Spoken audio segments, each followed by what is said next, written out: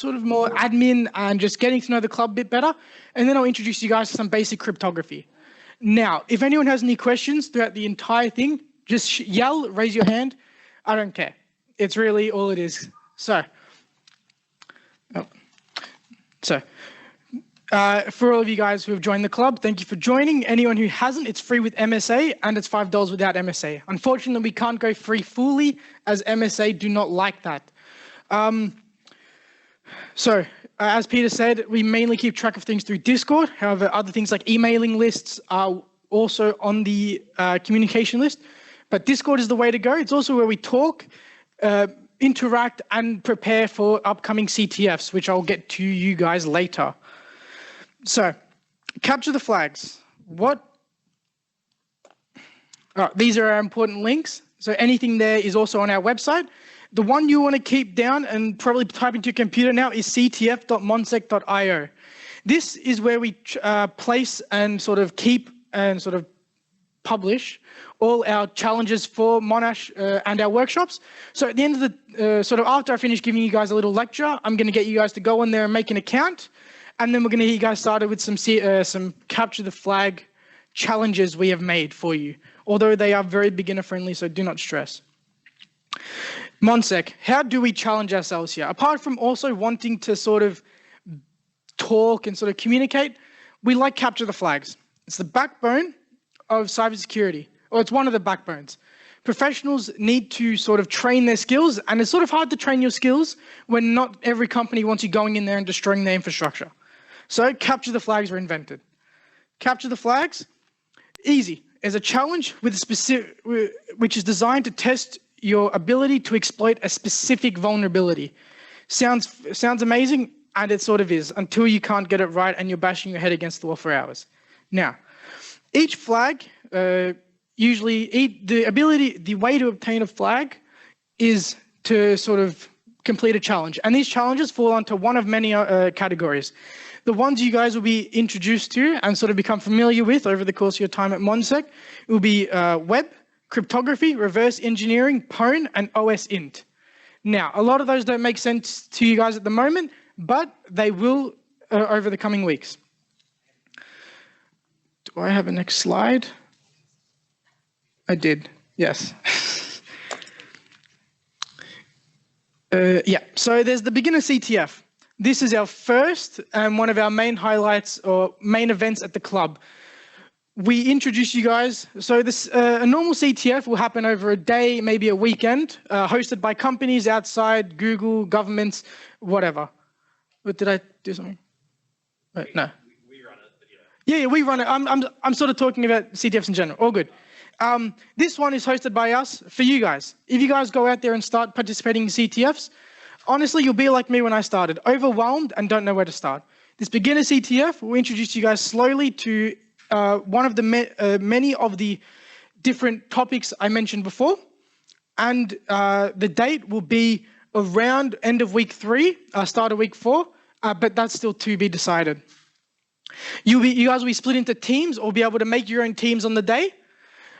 And you guys will have maybe around, it'll be a half a day thing, so 6 hours, and you guys will sort of go through a bunch of challenges we've specially prepared for you, and there will be free food and drinks. Now, all this is good and all, but if we're just a club who does this all the time, what's the point? The point is we prepare you guys for the Down Under CTF. What is this, and why is it important? Well, it's Australia's biggest CTF, hosted by the Australian government out of the resources, and last year we got 2 teams in the top 10. Not great. It's great. It's not amazing, but it's how it is. This year, we want to beat Melbourne. So we're going to train you guys to beat Melbourne for us. And we're going to help you as well. That's why we need you. So the weekly sessions. Each session will go over a different topic, not of a lecture style like I am right now, but more hands-on and practical. It will be one of the topics that we discussed just 5 minutes ago. And it will sort of teach you a specific vulnerability and we'll get you guys hands-on. Oh yeah, the CTFD platform. I asked you guys to log on to it before, and now I'm going to ask you guys to create an account.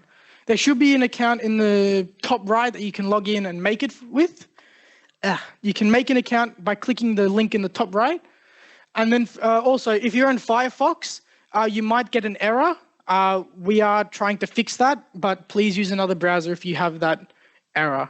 And if you're still running into errors after using a different browser, raise your hand and one of us will try and fix it. Yes, the one thing we want you guys on is the CTFD platform, which is how you guys will interact with our challenges.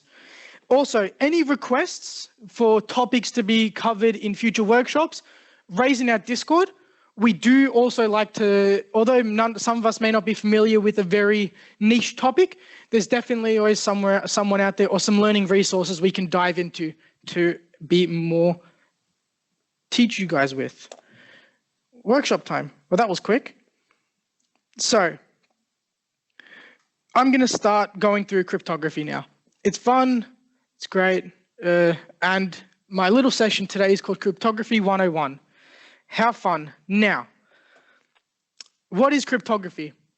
It's the art of securing information in transit so only you and your intended recipient can read the message. It's a very boring topic, but unfortunately, it's really fun to start with. It's not boring, but I'm a man of cryptography, and so is Leo. But the thing is with cryptography, it's all math, and it always has been. So it makes for very good workshops, but it also makes it feel like very much a lecture when teaching you guys more advanced topics. So we stick to easier ones at the start, at least. Oh. But that doesn't matter. Although it's math, it means nothing if you implement it wrong in code. Being practical is #1 here at MonSec. And although theory we would like to teach you, most cryptography vulnerabilities come from implementing it wrong, no matter how secure the encryption is. So today we're going to introduce you guys to something called CyberChef. If you go to Google and type in CyberChef right now, you'll be introduced to a website which is used for very much, has all your one-stop shop for cryptography until you start getting into some harder things. But it will do the job for many weeks to come. Can I, Peter, is Peter here? No, he's not. All right. Let's go to CyberChef. It's all good? And we see it is CyberChef, and it's a github.io link. So what's so good about CyberChef? We have our input and we have our output. Input will most of the time be an encrypted message that we'll give you or one of our challenges will give you. And the output will hopefully be our flag. So or the intended message. So let's go through what I call, where is, all right. Our first thing is not an encryption or a cipher, but an encoding. It doesn't seem important and it seems pretty basic. As most of us here have probably seen base 64, heard of it at least. The idea is, as much as it's not really an encryption, base 64 pops up in all 5 of those topics of cybersecurity that I mentioned. It's important for you guys to become familiar with it, as most times you're working on challenges and capture the flag challenges and everything. You're gonna come across encoded data, which most of the time, or some of the time, is in base 64. So instead of, if you're working on something and working on an exploit, you come across some data, you might think it's gibberish, but sometimes it can be encoded data, and it's important for you to realize that instead of going down other loopholes. So let's go to CyberChef and see what we can do. I will type in a message called hello from MonSec, and I will see on the side it has a bunch of operations, and one of the favorites it has is to base 64. But I will type in base 64, and I see to and from. We have a plain text at the moment, and we would like to convert it to base 64. So we'll drag and drop it, and what's this? We have a base 64 encoded message in our output. And how do we reverse the operation? Well, oh, I've lost it. Okay, what if I control?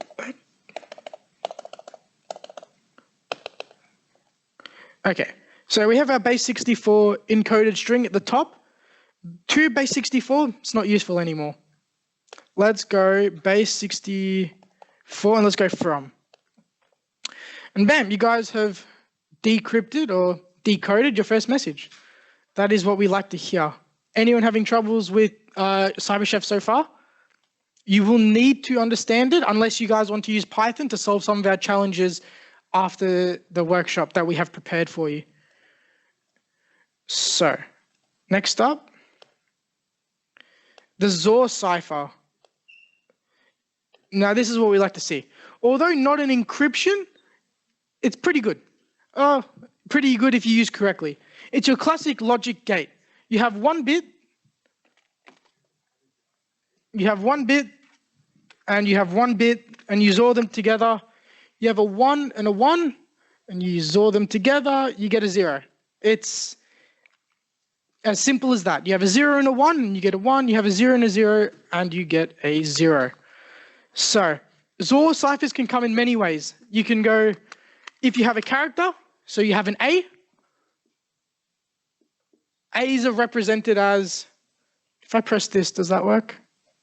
Oh, it does. All right. You have an A, and the A is represented as, I don't know what it is, like 64. I'll just say it's 001101. And you want to encode this with the Zor cipher B. And we'll say B is 11111111. So we XOR them together, and we get 0, 1 is 1, 0, 0. Oh no, that is a 1. I was looking at the wrong column. That's a 0, that's a 1, and that's a 0. So this is what I'll call C. Bad example. It's good, but the thing is with Zor, it's symmetric, or is it reflexive? I forgot the mathematical term. But the way is, if you XOR B and C, you'll get A, and if you XOR A and C, you'll get B. It goes backwards. Now, that's not really great with encryption because it's too easy to figure that out. So if we go back to CyberChef, we are going to XOR our first word. Hello from MonSec. Oh yeah, I got to go back. I don't know how to go back. Oh wait, if I click this button again. There we go. Perfect. I got it. Yeah, it should be. Oh, I've decided to. There you go, that one. Primary stream. And Perfect. Sorry. Anyway, go back to CyberChef and we do hello from MonSec. So let's go to Zor, and you'll see there's a bunch of options. There's Zor brute force, and there'll be some others down the line, but we'll use Zor. And we want a key, we'll call it A, and you'll see that it becomes very gibberish. It's not great. That's good. So let's take this text and let's decode it. So if you see, if we use the same key, we get the same. We get our plain text back. Beautiful. Although it's not secure, but it's pretty good. But what if we don't know the key? We can use Zor brute force. And let's have a look down. So we have a Zor brute force of key length 1 because we know the key is one length, it's a single character. And we have a look down the list. We see that there's a whole bunch, but we notice there's one here. Hello from MonSec. Beautiful. We've just cracked the Zor cipher. No, it's not great. But you'll never find one character keys in the wild. So we can Zor with bigger. Yep.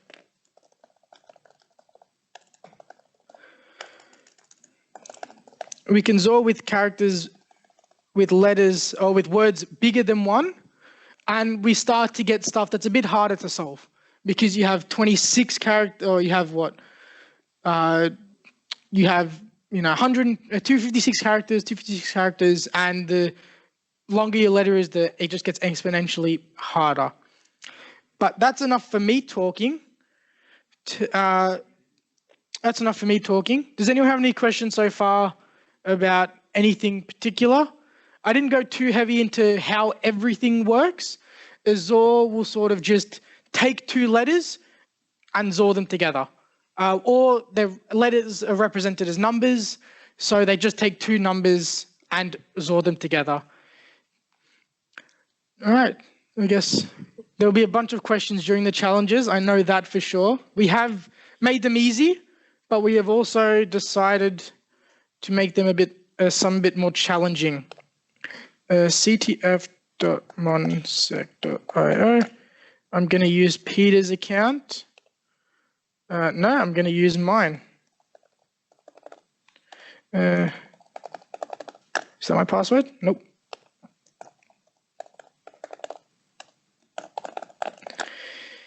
Nope. Do you remember your password? I don't remember mine. Mine autofills.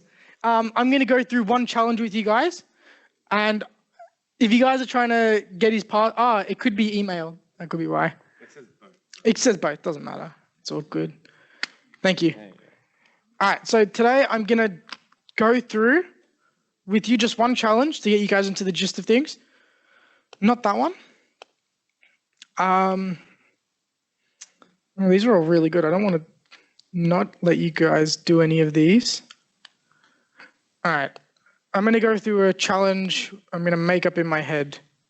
So, can I... Actually, no. We're going to get you guys straight into things. On this MonSec CTF website, there's a bunch of challenges for you guys. There's the week 1 beginner and there's the week 1 experienced.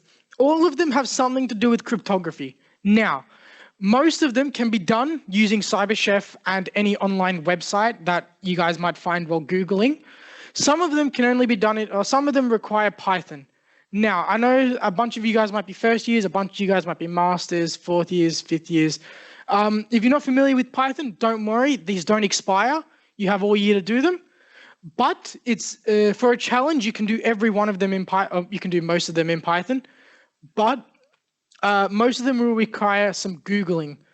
There are some that we didn't cover today, different ciphers, although with a quick Google, I'm not going to spoil what to Google. You can find some hints on how to solve them. So let's get solving. Yeah, so one thing, all our flags that we'll give you, I think there's one challenge, starts with the format MonSec and with brackets. You'll need to put that into the flag submission field and then submit that. I might have forgot to mention that, but too easy. It isn't the first challenge. It isn't the first challenge. Yeah, but I'm just double checking. Just another note for everybody. If you are unsure like what's going on and if you're not sure if you're expected to know this or not, the answer is probably no. If you haven't seen these things before, you're not expected to know them. My biggest clue is all the titles and all the descriptions, if they're not in italics, are useful. So if you do Google things along those lines, you'll probably come to the solution. If you do get stuck or you just want some more help, let one of us know.